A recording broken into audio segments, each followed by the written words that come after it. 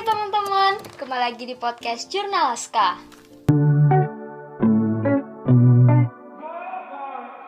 Ketemu lagi bersama aku Astrid Nian Pelita Hati. Dan di sebelah aku ini udah ada kakak-kakak yang bakal nemenin hari ini. Ada Kak Rianisa dan Kak Aditya. Halo. Biar teman-teman di rumah tambah kenal, boleh dong kenalin dirinya satu-satu. Boleh. Sebelumnya izin memperkenalkan diri. Perkenalkan, nama saya Rianisa Arvida. Saya perwakilan Paskibraka dari SMA Negeri 2 Batang. Izin memperkenalkan diri, nama saya Aditya Putra Pemana dari SMA Negeri 2 Batang.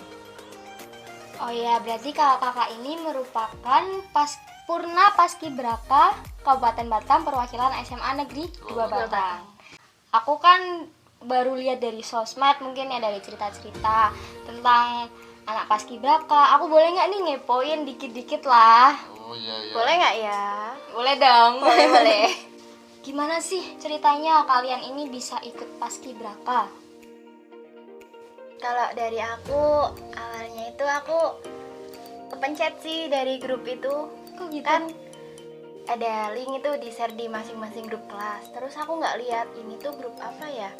Aku asal mencet aja dong. Terus kepencet lah. Kok ini tulisannya seleksi Capaska? Aku bingung dong, aku yang anti banget sama PBB. Terus aku mau ikut Paskibraka itu kan jadi minder banget sih Kak.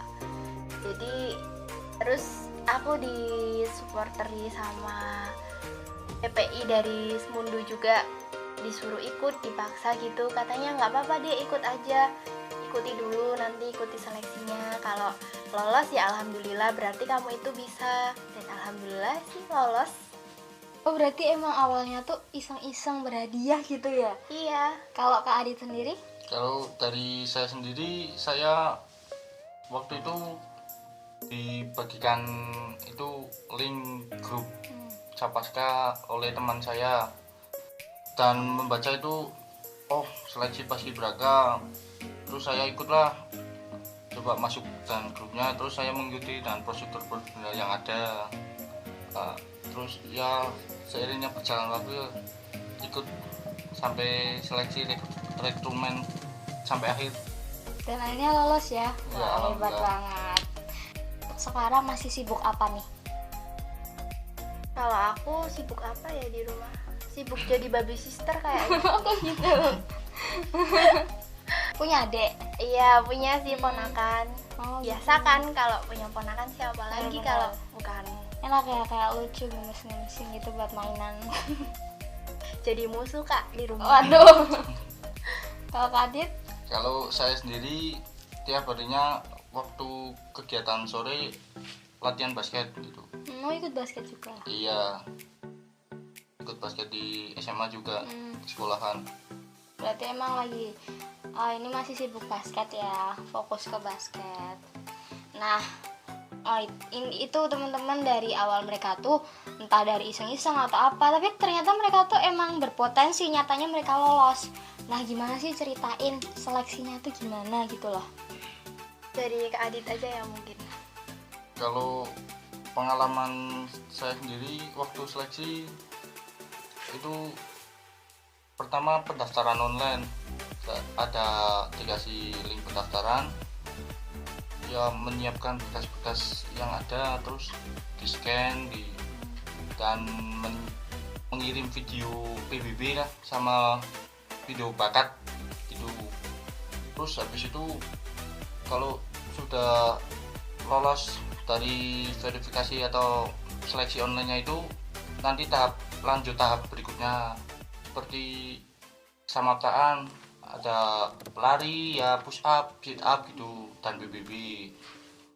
Terus habis itu kalau itu lolos ya lanjut tahap berikutnya lagi, wawancara gitulah, dan seterusnya gitu ya, udah gitu sampai akhirnya.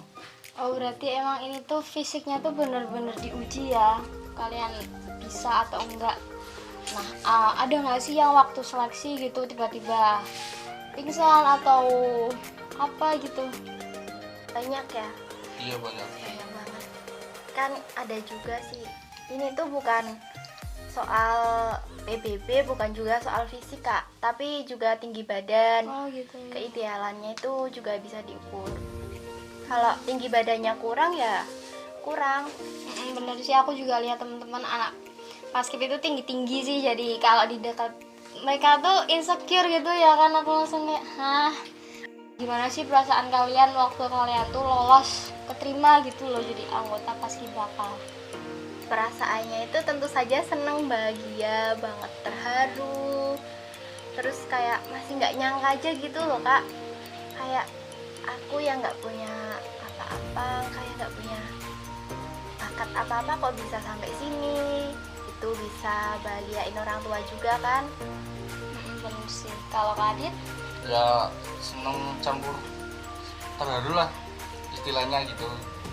Alhamdulillah bisa sampai tahap seperti ini dan menjalani prosesnya gitu. Berarti emang kalau kalian lolos itu terbukti kalian tuh berpotensi, kalian mampu gitu. Nggak boleh ada kata apa ya, kayak nggak bisa gitu. Kalian nyatanya kalian bisa nyampe detik ini. Apa sih yang bikin kalian tuh semangat buat lanjut? Kalau Kak Adit dulu mungkin. Ya kalau dari saya sendiri itu sepertinya motivasi diri sendiri aja lah.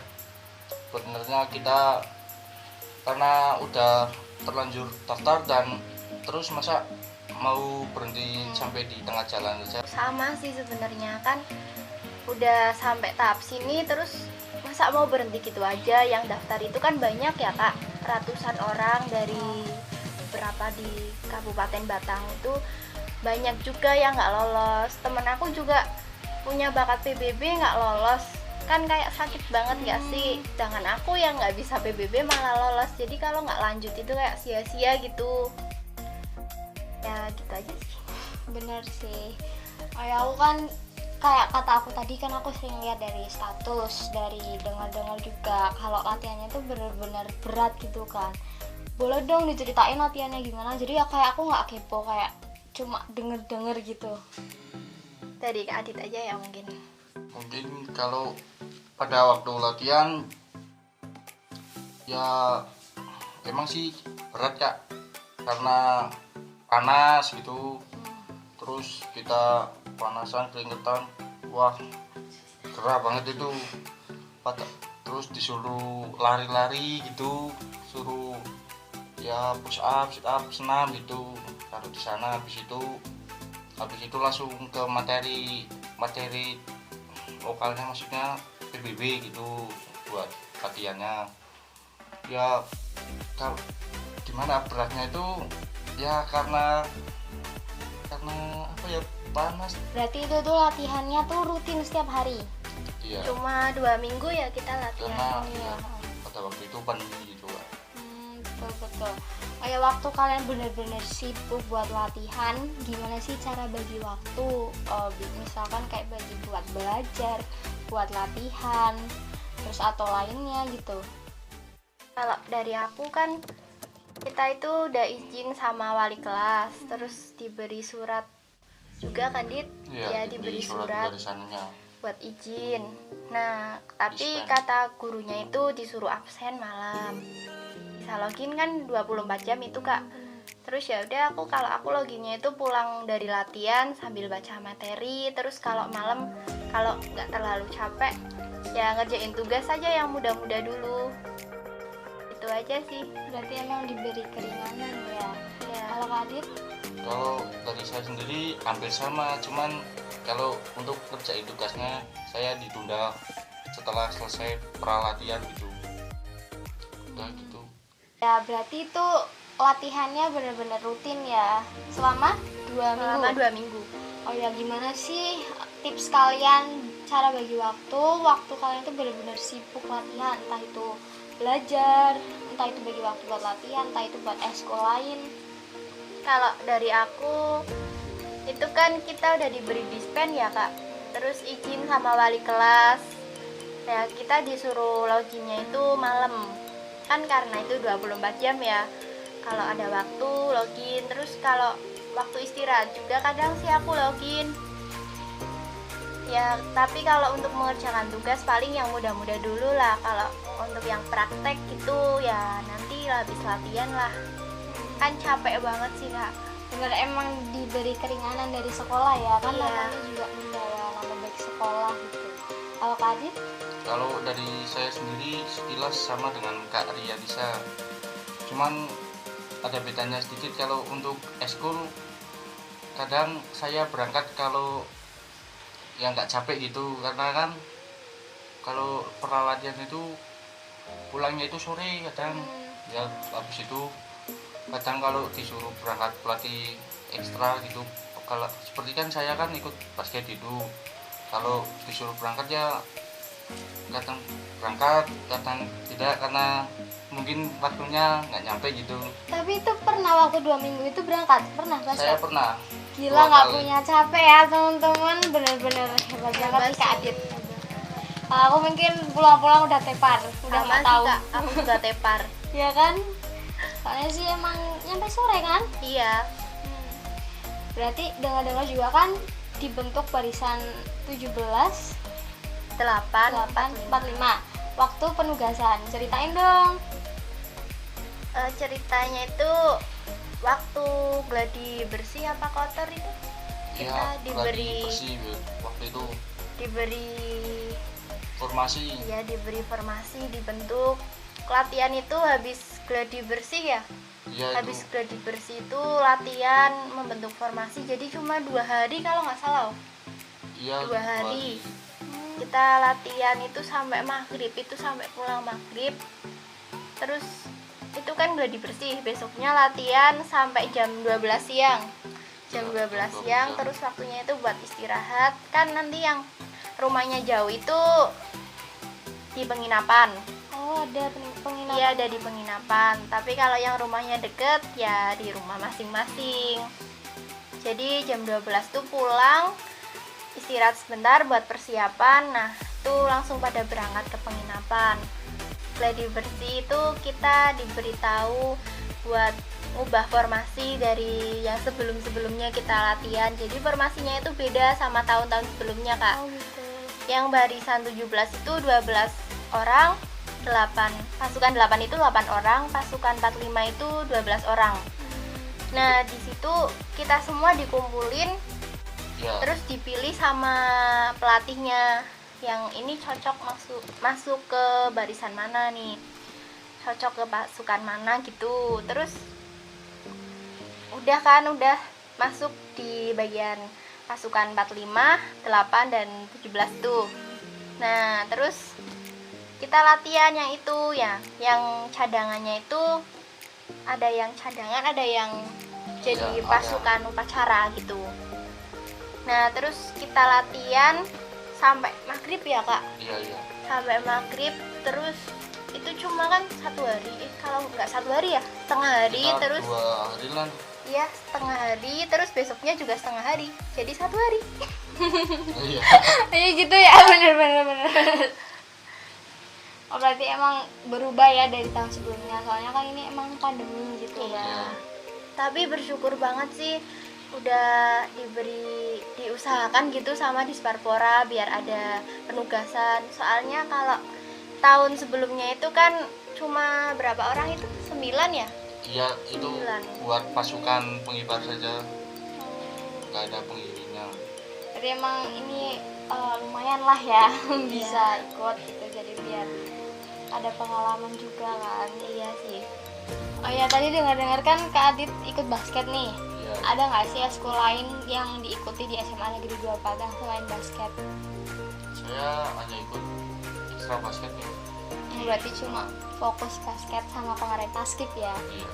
Kalau Kak Rianisa aku tahu nih, for your information, kalau dia itu anak jurnal Laska juga. Halo.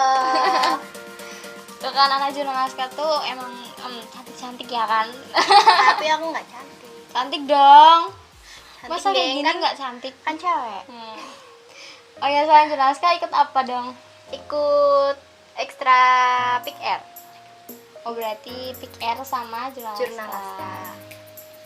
Laska. Gimana sih Kak, di jurnal Laska mungkin kan adik kelas yang pingin ikut masih kepo-kepo tapi takut buat bilang biar bisa join gitu. Jurnal Laska itu asik sih kalau menurut aku. Itu antara guru sama murid itu kayak jadi temen gitu, kayak ada Humble perbedaan. banget kan pembinanya. Iya, humble Baros-baros. banget. Baik banget lagi. Kalau kalian pengen gabung aja, kita masih welcome kok. Kita masih buka rekrutmen nyampe semester 2 ini. Jadi nanti bakal lebih seru. Jurnaliska bakal tetap ada proker-proker lainnya, ya nggak Kak? Iya, kalian jangan lupa daftar ya nanti. Asik banget loh pembinanya itu. Oh, cakep.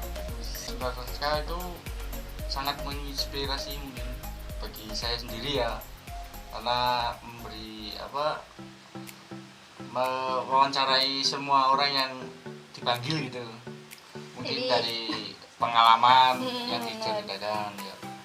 Jadi bisa menginspirasi teman-teman ya, nggak cuma teman-teman di rumah, jadi bisa tahu lebih banyak hal gitu ya. Iya. Kita emang tujuan kayak gitu sih teman-teman. Alhamdulillah. Alhamdulillah. Oh ya, sebelum penutupan nih, kalian ada nggak sih motivasi buat teman-teman di rumah yang dari tadi udah stay nonton kita gitu, biar mereka lebih terinspirasi? Dari Kak Acit dulu ya, Kak. Jadilah yang berguna daripada yang terbaik gitu. Wah, gitu teman-teman, jadilah yang berguna daripada yang terbaik. Wah, aku baru denger ini memotivasi banget. Kalau Karyanisa?